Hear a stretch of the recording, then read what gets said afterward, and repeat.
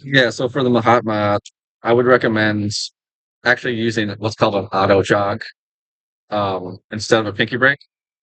So let's say you got the ace of clubs here. To get an auto jog, all you need to do is either just drop the packet down and then shuck it forward, and look what happens. You get a step. This step is right above the selection. To acquire the step, I just got to push up. I put my thumb on top, okay, making sure that so this doesn't pop up too much or anything. Your thumb comes in and contacts the bottom of that. You push in as you square, and you get a thumb break. And this is much easier to pick up away from each other when it's a thumb break. So you can also dribble the cards right on top like that as well. The nice thing about this is you can really transfer it to your other hand. And look, I still have the step here. Doesn't matter what I do here. I have the deck bookmarked basically. So then to acquire that, I put my thumb on top, thumb comes underneath, pushes up as you square, and then look for you to get a pinky break or a thumb break rather. That makes it a lot easier to pick up. So just do that for now. Um, put in that's just the easiest way to do it in the meantime. And it can happen really quick like this. So what I'm doing is instead of transferring into a thumb break and then doing it, I just do it all in one action. So I'm showing you what it looks like full speed. So let's say it's Jack of clubs, right? Boom, perfect. All right, we'll leave your card in the deck somewhere. It doesn't really matter. Actually, if we give him a little bit of a shuffle here, blah blah blah blah blah, blah, right? Jack of clubs. So it's happening as you square up. You're also picking up at the same time. So Queen of Hearts again. To make this auto jog work, all you need to do is just dribble behind the back of the deck, and then you just shuck your whole hand forwards, and you'll be able to get that stub. Sorry, sorry, I'm at work right now. So yeah, you just dribble slightly behind, let it fall forward, and you get that little step there. All right, and then what I'm saying is you put your thumb on top, just so you don't see this popping up, right? This top packet popping up. But as you square, you just put all your fingers at the front. Doesn't really matter. Square and then immediately pick up as you pull up with your thumb, and it can happen really quickly in a nice little quick action like that. They'll never see a break. It feels like there's zero control over their selection. It really does feel like there's no way I could have controlled their selection there, right? But voila. So if you want to do it from a pinky break, it's a little trickier. It's going to just take literally just brute force practice. So just get yourself a little flesh break. Okay. And you'll notice that there is a little line that goes all the way over to your thumb over here. This is where you'll pick up from.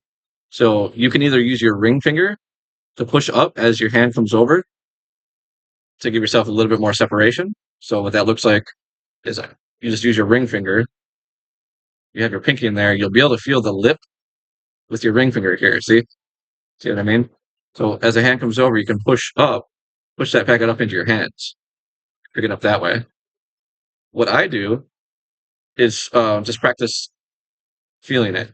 Just get the touch for it. So I'm not going to push up or anything. I'm just going to literally just pick up. So it's kind of hard to show you from this angle, but I get the pinky break. All I'm doing is just coming over. There's no trick to it. I'm not like picking up over here. I'm actually picking up more over towards the middle, like right here. But just practice this. Like pick up a packet, set it back down into a pinky break. Practice picking it up. All right. Just keep practice doing that, and then start doing it with the actual move. So, but yeah, just put your pinky, get a flesh break, and just practice picking up. It's going to take some. It's going to be difficult at first. You might leave a card behind, or you might miss one. But the more you do it, obviously, the better you'll get at it. And it's just a touch thing. So the more you practice doing it, the easier and more consistent you'll be at it. There's no trick to it. It's literally just getting the touchdown. So, but if you're worried about losing the card or not picking up the proper amount, just do what I said about the auto jog. So it doesn't really matter how you have them select the card. You can have them say stop, pick up there, show them the card, whatever you like to do to make the auto jog. And remember, all you're doing is just dropping the packet slightly behind the front edge here. You pretty much drop it straight on like that and see, like I still get the step. and the step's really easy to manipulate and work with. Actually, I just screwed up right after I just said that. Um, I do it with a dribble like this because then you have more parts um, to help guide you into it. So, but yeah, you just go, boop, and then you have that thumb brake separated that way. Alrighty, so like I said, I'm at work.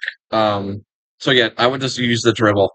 And if you're worried about it, you can start dribbling farther away and give yourself a nice thick step like that. But obviously, they could see that from the side, so just practice whatever. So yeah, and it should happen in one motion like this.